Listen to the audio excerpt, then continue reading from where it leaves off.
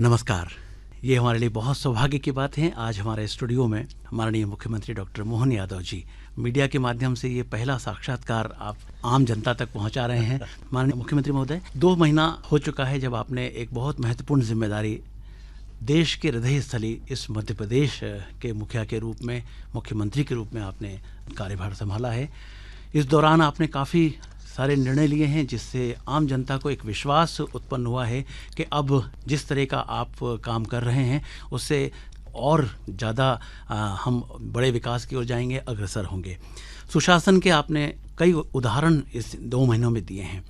तो सबसे पहला सवाल हमारा आपसे यही है कि क्या सुशासन और जन कल्याण ये जो आधार हम सरकार के पहले मुख्य आधार बना करके आप चल रहे हैं, क्या आपकी योजनाएं? देखिए, ये बात सही है कि सुशासन और जन कल्याण ये किसी भी सरकार के पहले मूल उद्देश्यों में होना चाहिए। और मुझे इस बात की प्रसन्नता है कि जब मैंने सरकार संभाली, हमारे सामने का आदर्श उदाहरण यशस्वी प्रधानमंत्री माननीय श्रीमान नरेंद्र मोदी जी का, जिनने शासन की सूत्र हाथ में लेते ही पूरे देश में और दुनिया में संदेश दिया है कि सत्ता हमारी खुद के या हमारी पार्टी के लिए सुख मौज का साधन नहीं है, ये सेवा का, समर्पण का। जब हम ये उद्देश्य लेते हैं तो स्वाभाविक रूप से सुशासन की, पारदर्शिता की, जवाबदेही की ज़रूरत पड़ती है। इसलिए मैंने इस दिशा में बढ़ने का प्रयास किया। जी।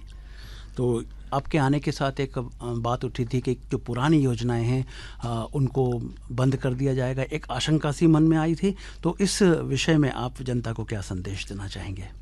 देखिए, जनता का तो बहुत अपेक्षा होती है कि कोई भी जन कल्याण की योजना, कोई सरकार आए, जनता का हित कभी अहित में नहीं बदलना चाहिए। मुझे इस बात का एहसास था कि सरकार अगर अच्छा काम कोई भी करेगी तो सरकार की अच्छे कामों को बंद करना ये कभी भी सुशासन के में तो नहीं कहा जा सकता ना जी। इसलिए मैंने वो सारी जन कल्याण की योजना जो जारी रही, उनको सबको हम जारी रख रहे हैं।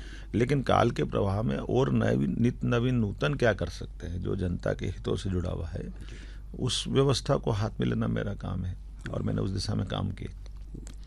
जो शासन के सूत्र कहीं ढीले पड़ते हैं, कहीं कमज़ोर दिखते हैं, कहीं गलत होता है, उसका दृढ़ता के साथ विरोध करना, ये शासन के शासक से अपेक्षा की जाती है। और मैं तो सम्राट विक्रमादित्य की नगरी से आता हूँ। भगवान राम राज्य की कल्पना, राम राज्य की स्थापना हमारे अपने सुशासन के श्रेष्ठतम मापदंड है, प्रतिमान है। और माननीय नरेंद्र मोदी जी वर्तमान में हम सबके लिए आदर्श हैं। तो स्वाभाविक रूप से ये ऐसे अतीत के घटनाक्रमों से, उनके किए गई कार्य पद्धति से सुशासन की राह खुलती और मैंने उस दिशा में दृढ़ता के साथ निर्णय लेना चालू किया है। जी। और निश्चित तौर पे आने वाले समय में हमें इनके परिणाम भी सामने दिखेंगे, दिख ही रहे हैं, क्योंकि एक विश्वास उत्पन्न हुआ है और वो विश्वास आपकी बातों से निश्चित तौर पे और दृढ़ होता जा रहा है।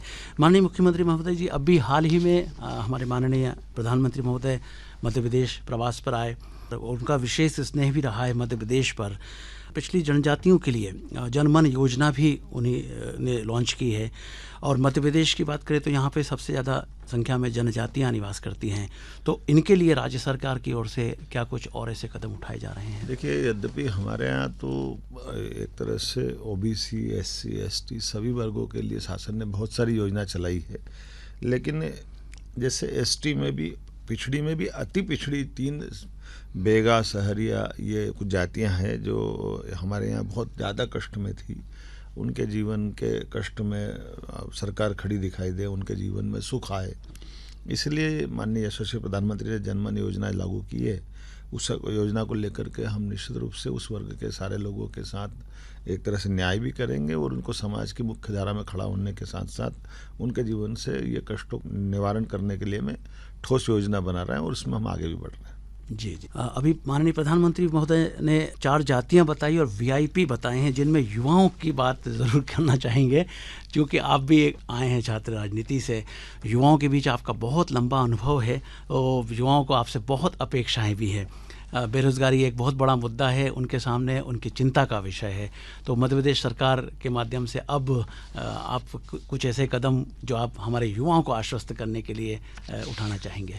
देखिए, ये बात सही है। प्रधानमंत्री ने आज के इस दौर में लोग राजनीति दृष्टि से एक नई धारा बनाने का प्रयास करते हैं कि जिस जाति की बहुलता है, उन बहुलता के आधार पर वो अपनी जाति के प्रत्याशी का नाम डाल करके ये इनके इन प्रकार सत्ता प्राप्त करते। और हमने सबने देखा अतीत के प्रवाह में, अगर देश में कहीं कष्ट हुआ तो कहीं ना कहीं बहुत सारे कारण में से एक कारण हमारा परस्पर जातियों में पड़ना या जातियों में उलझना भी रहा है।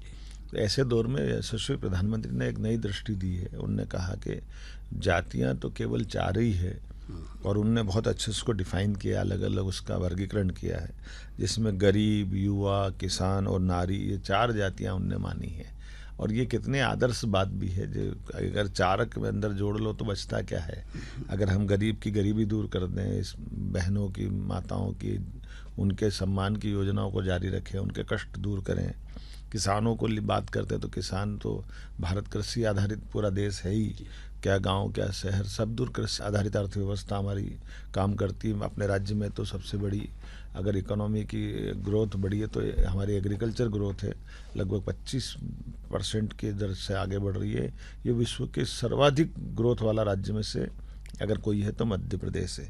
इसी प्रकार से युवाओं की बात करें तो दुनिया का सबसे युवा देश अगर भारत है, और ऐसे में भी 8.5 करोड़ जनता में से हमारा आज की स्थिति में सबसे युवा प्रदेश की स्थिति में भी मध्य प्रदेश आ रहा है। तो स्वाभाविक रूप से युवाओं के हाथ में काम मिले, उनके जीवन में उनने जो धारण किया या सोचा है उस लक्ष्य की वो प्राप्ति करे, सरकार उसमें मदद बनाए। इसीलिए कोई ज़रूरी नहीं कि सबको नौकरी सरकारी मिलेगी, जो जहाँ जिस जगह भी खड़ा है वहाँ उसको उस तरह से शासन के माध्यम से उसके जीवन में अपनी ऊर्जा का सही उपयोग हो जाए, इस दिशा में हम योजना बना रहे हैं। और मुझे इस बात की प्रसन्नता है कि धीरे धीरे हम काफ़ी अच्छे से सफल हो रहे हैं। इसलिए हमने अर्न के साथ लर्न, ये एक और बात करी कि आप कमाते हुए पढ़ाई कर सकते हैं, और इसीलिए नई शिक्षा नीति लागू की है। और नई शिक्षा नीति के माध्यम से भी हमने उम्र की सीमा का बंधन समाप्त कर दिया है। काम करते करते आप 2 डिग्री लेना चाहो 2 डिग्री ले सकते हैं। अगर आप BA BCom BSc की वो जो बनी बनाई बॉर्डर है वो तोड़ने का प्रयास, कोई साइंस का विद्यार्थी आर्ट्स का पढ़ना चाहे तो आर्ट्स पढ़ सकता है। जरूरी नहीं कि सब उच्च शिक्षा में आए, केवल कागज़ की डिग्री लेने के बजाय मिडिल के बाद से ही व्यक्ति के जीवन की दिशा तय हो जाना चाहिए। तो हाई स्कूल या हाई सेकेंडरी आते आते अगर उसको लगता है कि मैं कोई अपने ITI से मेरी ज़िंदगी की दिशा बनाना चाहता हूँ, या वो जो उसके मन में आता है, वो सारी चीज़ों को देने का प्रयास हमने किया है।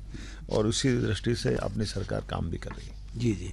और आपने शिक्षा नीति की बात की है तो हमें याद आता है कि मध्य प्रदेश वो पहला राज्य है जहां पर आपने नई शिक्षा नीति उच्च शिक्षा मंत्री रहते हुए आपने लागू की थी, और ये श्रेय मध्य प्रदेश को मिला था। निश्चित तौर पर युवाओं पर आपका विशेष ध्यान है, शिक्षा पर आपका विशेष ध्यान है, तो ये आने वाले समय में इनका परिणाम हमें देखने को देखिए, हम अगर युवा, महिला, किसान, गरीब अगर इनका ध्यान रखेंगे तो सबका ध्यान रख लेंगे। तो स्वाभाविक रूप से नई शिक्षा नीति के माध्यम से लॉर्ड मेकाले ने 1835 में अगर शिक्षा नीति लागू की थी, उनका एकमात्र उद्देश्य था कि वो भारत में अपनी दास्ता वाला युग को लाना चाहते थे, हमको गुलाम बनाए रखना चाहते थे। स्वाभाविक रूप से उन्होंने हम वो सारी चीज़ों को तोड़ा जिसके कारण से हमको हमारी शिक्षा पे गर्व रहता था। आपकी जानकारी के लिए बता दूं कि उस समय भारत दुनिया का सबसे साक्षर देश में से एक देश था, लेकिन मेकाले की शिक्षा पद्धति के बाद उन्होंने हमारी गुरुकुल पद्धति खत्म की। गुरुकुल पद्धति के अलावा उन्होंने हमारी जो संस्कृत से लेकर ऐसी भारतीय भाषाएं उसके प्रति घृणा पैदा करने का प्रयास किया। परस्पर अंग्रेजी के आधार पर ही सब सारी संचालन करने का प्रयास किया। काल के प्रवाह में उनने अपने उस उद्देश्य की प्राप्ति तो कर ली, लेकिन हम अपने गौरवशाली इतिहास में हमको कहीं गलत लाइन पर लोग पूरे देश को ले जाकर खड़ा कर दिया। तो जो मूल थाट हमारा है वो हमारी देशभक्ति से जुड़ा हुआ है, देश के गौरवशाली इतिहास से जुड़ा हुआ है, सनातन संस्कृति से जुड़ा हुआ है।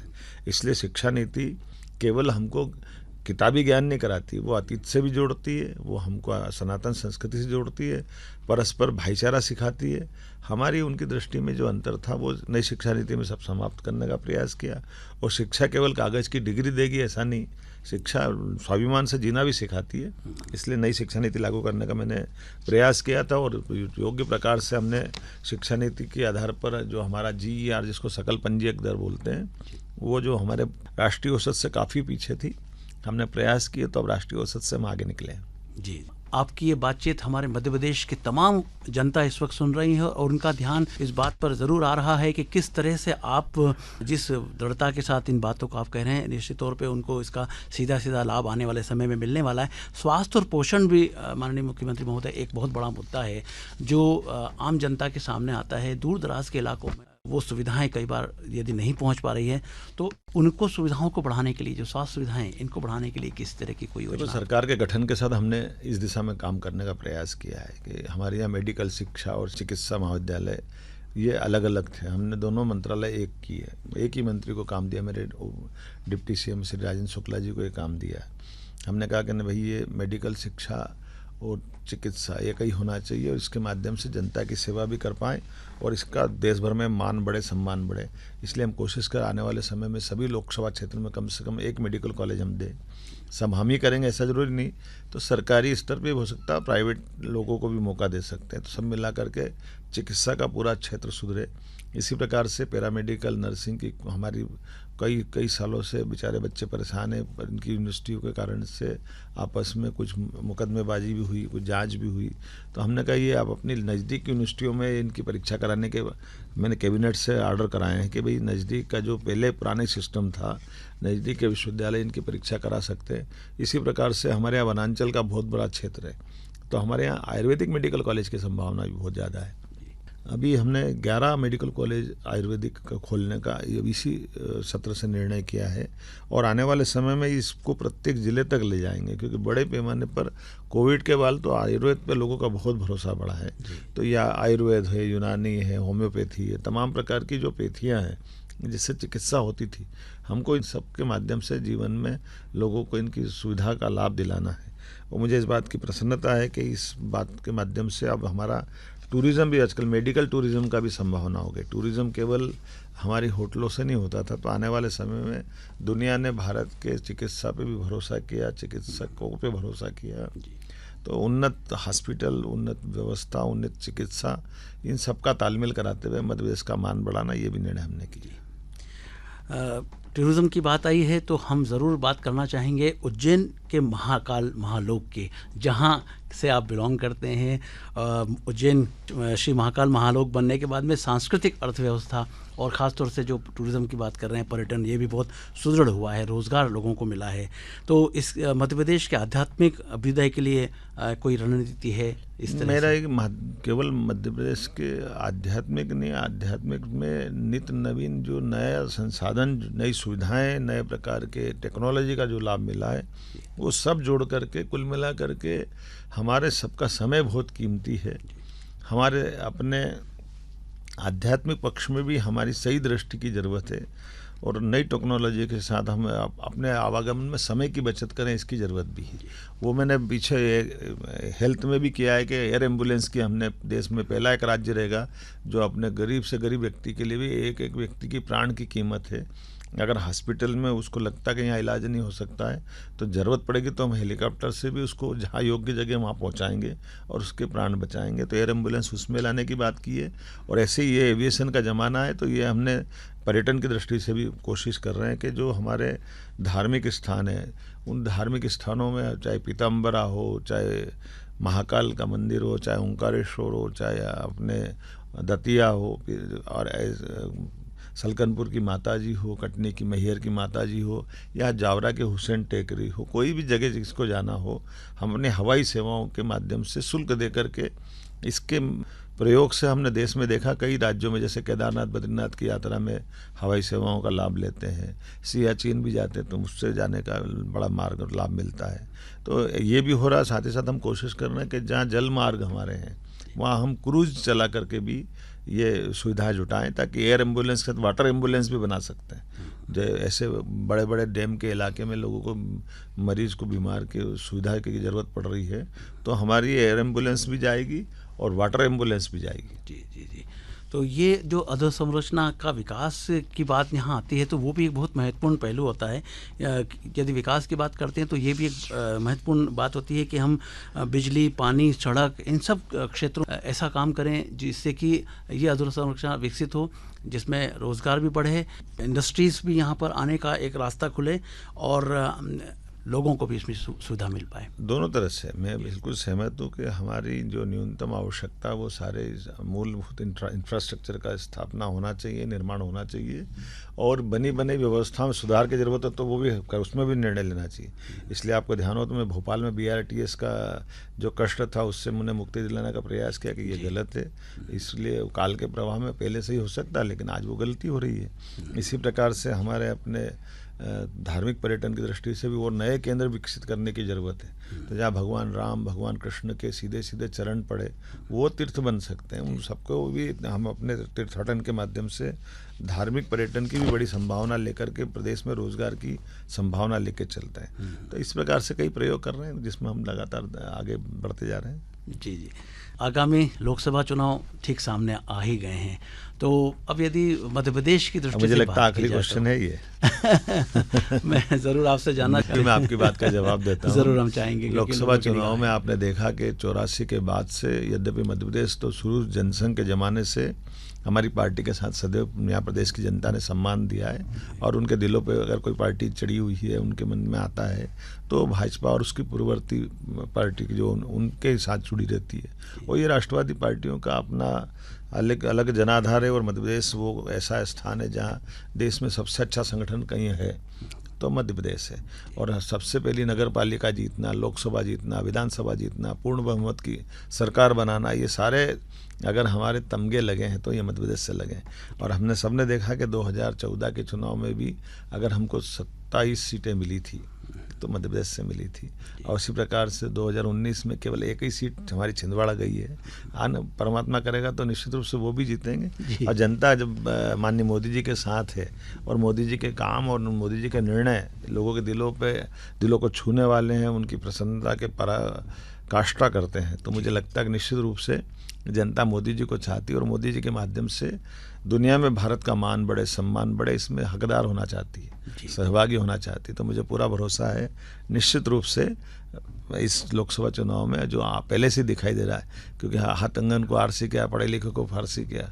अभी पिछला विधानसभा का चुनाव इतने अच्छे प्रचंड बहुमत से जीते हैं कि बता दिया 163 का आंकड़ा अपने आप में कह रहा है कि आने वाला कल किसका है। जी जी, अंतिम सवाल एक आपसे, बस हमारे मध्य प्रदेश की जनता के नाम हम एक संदेश आपसे लेना चाहेंगे। आप क्या अपेक्षा करते हैं प्रदेश की जनता से, जिससे कि आप सरकार और जनता दोनों मिल कर के प्रदेश को सबसे आगे की ओर ले जाने के कदम बढ़ा सकें? मैं इतना ही कहना चाहूँगा कि हर वर्ग के लिए सरकार गंभीर है, और माननीय प्रधानमंत्री के नेतृत्व में मध्य प्रदेश सरकार डबल इंजन की सरकार के नाते से प्रदेश को और ऊंचाइयों तक ले जाएगी। आप भी हमारी मदद करें, हमारी योजनाओं पर भरोसा करें, और हम और आप सब मिलकर के सबका साथ, सबका विकास, सबका प्रयास, सबका विश्वास, इसी मूल मंत्र पर आगे बढ़ें। बहुत बहुत धन्यवाद आपका।